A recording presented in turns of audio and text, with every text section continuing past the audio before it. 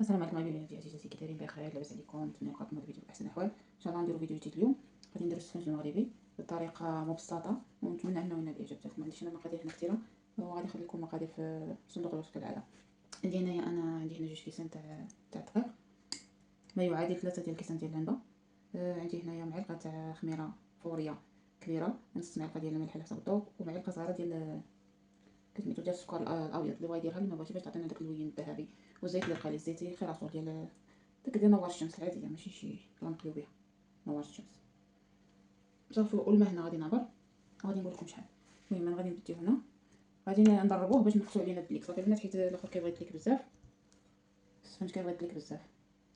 غادي ناخذ هاد المعلقه نتاع خميره، معلقه كبيره تاع خميره. دابا راه الصاد غادي يطلع ضيا كيخمر. معلقه غادي نديرها هنا، ناخذ واحد الاناء اللي غادي نعجن فيه. درت هنا الخميره، غادي ندير السكر، معلقه صغيره ديال السكر اختياريه، اللي ما بغاش يديرها يقدر يستغنى عليها. وغادي ندير 3 نص ديال الماء، ما يعادل تقريبا 2 كيسان تاع العنبه. نجي هنا كاس، هذا الماء دافي البنات، نجي ها هو الكاس الاول، شفتوه ها الكاس الاول، ندير نص تاع، غادي ندير تقريبا واحد نصيص ولا ربع على حساب الدقيق، ما عرفتش واش غيشرب ولا ما يشربش. نص يعني كاس ونص من هذا الكيسان تاع العصير. ما عندكمش في العنبه ديروا كيسان تاع العنبه صافي البنات. خليط كما يكون مبان لكم، هذا هو الخليط تاعي، نخلطوه بحال هكا وصافي. الملحه غادي نخليها هي الاخرى. غادي ندير الكاس الاول، ندير الكاس نص تاع هذا الكاس، وغادي نخلط هادشي. غادي نضربو بالضرب الكهربائي بالتاليد ولا باليد، اللي ما عندوش طراب يدير غير باليد ولا مولينكس، غادي نسهلو العمليه علينا راسنا. الملحه خليتها حتى الاخر. انا غادي نمشي جهه اخرى البنات، هنايا عندي كريس ما كيوصلياش، غادي نجيب الضراب الكهربائي.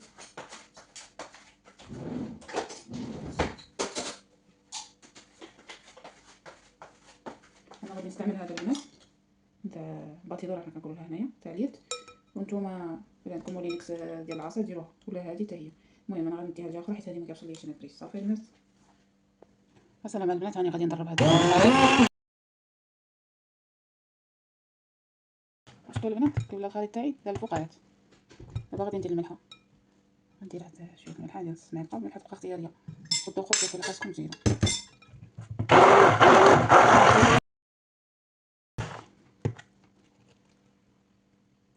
صافي البنات، راني ساليت الطحين تاعي صافي. غير هاد واحد 3 دقائق ضربناه بهذا الضرب الكهربائي ولا بيدخل طريقه تقليديه صافي. تبقى اختياريه الطريقه باش تسهل علينا عمليه الاختمار وتنقص لنا المده تاع الدرك. صافي البنات، صافي غادي نزيد دابا الدقيق اللي باقي ليا، الكميه اللي كانت بقات، ونشوفوا العجينه تاع الاخر السفنج راكم عارفين كتجي كتلصق. غادي نخدموها بسم الله باليدين بهاد الطريقه.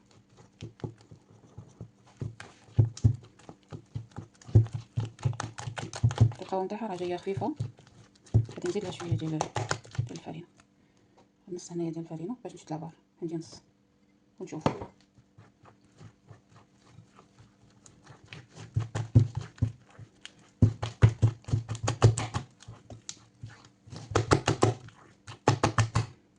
القوام تاعها كي دايره البنات كتجي مخوفه ديال كتلصق في اليد، كتجيش بحال الكيك ولكن كتجي كتلصق في اليد.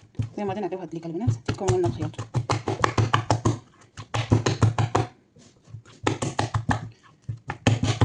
نبقى نضربها بهاد الطريقه ونرجع معكم. السلام البنات، ها هو شفتوا كي ولا الاخر تاعي يتكونوا الخيوط. صافي قربتو واحد، عجنتو هكا قربتو واحد 5 دقائق ودابا صافي شفتوه هي ناجحه. باقا كتلصق، يعني خاصها تكون تلصق العجينه تاع السفنج. انا صافي البنات غادي نغسل يديا وندير له بابي الفيل. شفتوا كيتكونوا الخيوط، حنا درنا هذا بالضراب عاوننا في الدليك، واللي ما قدرش على الدليك البنات يديرها في العجانه. صافي بحال هكا. هايد هذا العجين غسلت يدي ندير له بابي الفيل. صافي البنات غادي نديرو هنا، غادي نشد عليه ندير له بابي الفيل ونخليه يختمر حتى يضاعف الحجم تاعو. عاد نرجعو نكملو الساجين تاعنا. باش واحد الاناء ديال القلي، واحد المقيله صغيره، واحد الطاوه صغيره، ولا نقادو المقيلات صغار باش ما يهزلكمش الزيت.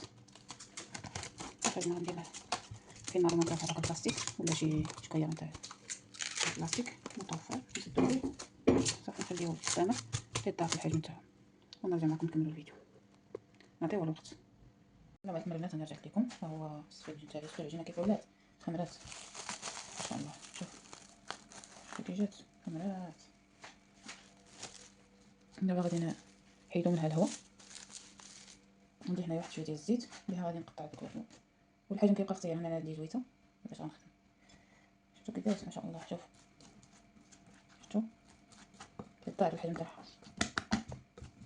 ندير البطاط صافي كندير نخدمو بالزيت مرخوفه العجين كبار كتلصق في يدي.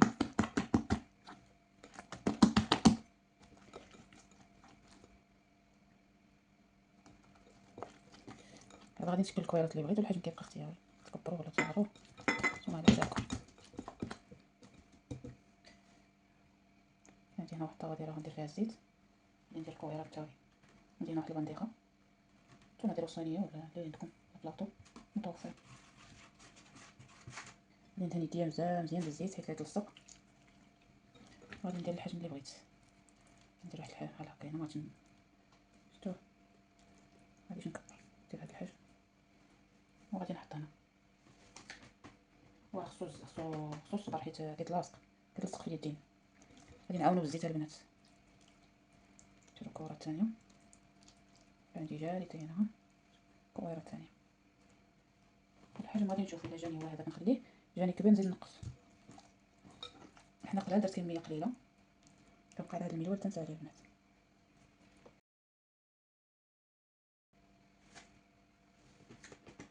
صافي غادي نحطهم بحال هاد الشكل. غادي نقص هادوك اللي قلت لكم جاوني كبار مبغيتوش كبير انا بزاف.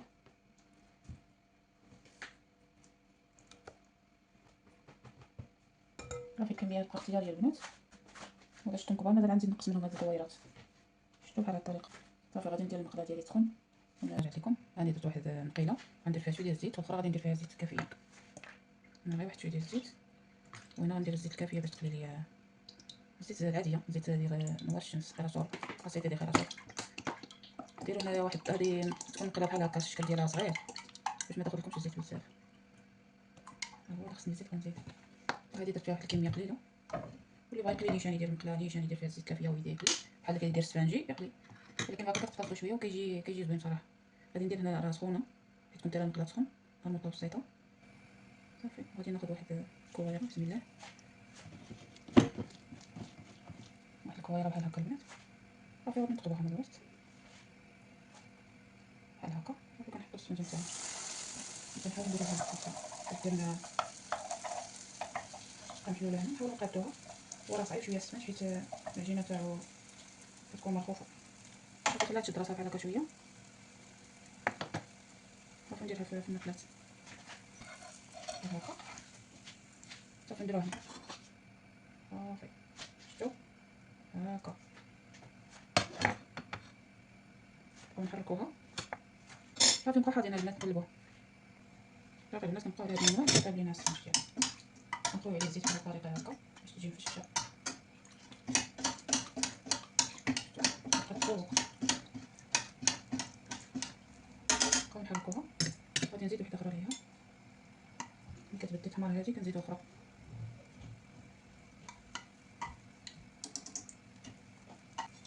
إلا بغيتو صفر بزاف ولا احمر كي بغيتو اللون كيبقى لكم نتوما. صافي غادي نقلبها مزيان غادي تبقى تطيب البنات. السلام البنات. شفتو السفنجه تاعي هي بدات كطيب. غادي ندير سفنجه اخرى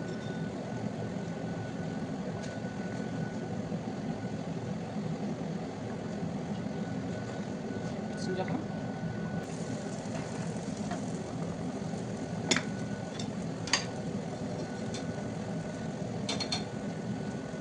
نبقاو في نفس المنوال.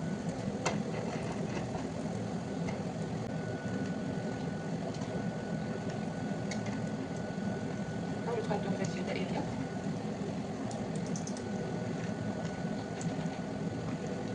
نديرو لها بحال هكا نقطروها من الزيت البنات مزيان. وغادي ندير لها بابيل شوفوا كي جات ما شاء الله. غادي صافي نديرها هنايا.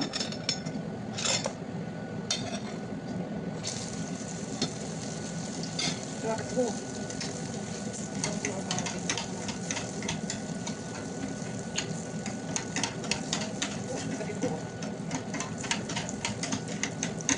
هي باش كنعرفوا بلي راه العجينه خصها شويه كتحمر فاش كيدخل فيها كيسخن حتى شويه باش ما يتحبش هنا. نبداو نحركو البنات.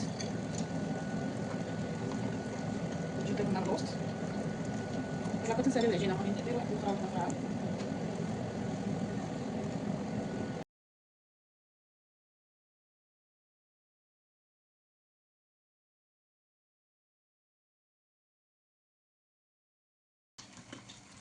صافي البنات غادي نكمل الكميه اللي بقات ليا. بقات لي حبه السفنج ديالي تبارك الله كيف جا وخرج ليا كميه كثيره.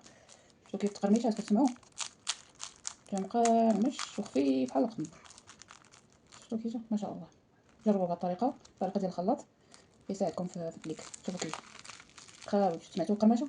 شوف خاوي من الوسط باش تعرفوا راه ناجح 100%. السفنج باش كيجي خاوي في الوسط راه ناجح 100%. شوف الاخرى نفس الشيء القرمشه. يلا البنات بصحه وراحه. نتمنى يعجبكم الفيديو وتجربوه في ديوركم. كيعطي كميه كبيره. حنا هنايا في اوروبا ما عندناش السفنج كنديروه في الدار. وهذا هو طريقه مبسطه جدا. المقادير نخليهم لكم في سميتو في صندوق الوصف كالعاده. لايكات وتعاليق. لايكات راه كنساو لايكات البنات. اللايكات تعاليق زوينين كديما وبارطاج مع الاهل والاحباب. يلا نتلاقاو في فيديو اخر بحنين. دمتم في رعايه الله يحفظه.